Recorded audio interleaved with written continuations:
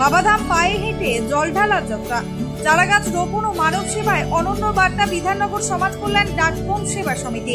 পরিবেশ ও ধর্মীয় ভাবনার এক অভিনব মিলনের সাক্ষী থাকলেও দুর্গাপুর রাও নামে এক পরিবেশ প্রেমিক ও ধর্মভক্ত ব্যক্তি দুর্গাপুর হাসপাতালে মেন গেট থেকে চারাগাছ রোপণ করতে করতে রওনা দিলেন বিহারের বিখ্যাত তীর্থস্থান দেওঘরের উদ্দেশ্যে। সেখানে তিনি বাবা শিবের মাথায় জল ঢালবেন। এই যাত্রার সঙ্গে যুক্ত রয়েছে আরও এক মহৎ উদ্যোগ। বিধাননগর সমাজ কল্যাণ ডাকবং সেবা সমিতির সদস্যরাও এই পদযাত্রায় অংশ নিচ্ছেন।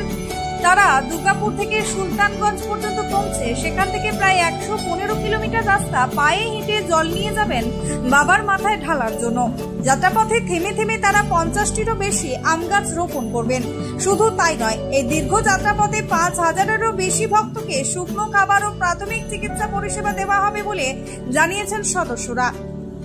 বিশ্বম্ভব রাও বলেন, এই যাত্রা শুধুমাত্র আধ্যাত্মিক তৃপ্তির নয়, পরিবেশের প্রতিও আমাদের দায়িত্ববোধকে তুলে ধরার একটি প্রয়াস। গাছ লাগানো, ভক্তদের সেবা এবং শিবের আরাধনা, এই তিনেই আমরা ঈশ্বরকে খুঁজে পাই।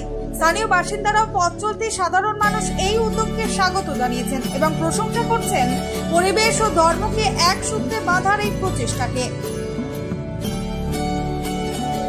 সেবা সমিতির পক্ষ থেকে কোথায় যাচ্ছেন?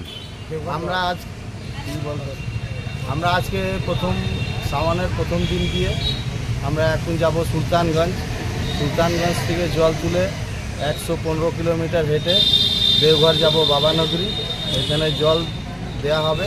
তারপরে আবার ওইখান থেকে আমরা যাব বাসকিনাথ, ওইখানে জল প্রদান হবে। তারপরে আমরা 5000 লোকের সেবার আয়োজন করেছি। শুকনো ড্রাই ফ্রুট অনেক নিয়েছি, যেগুলো সেবা দেওয়া হবে। বিভিন্ন রাস্তাতে ডাকবমের সেবার জিনিসও নেওয়া হয়েছে। আর আজকে আমরা এই প্রথমবার এই কাজটা করতে যাচ্ছি, যেহেতু আমরা করিনি।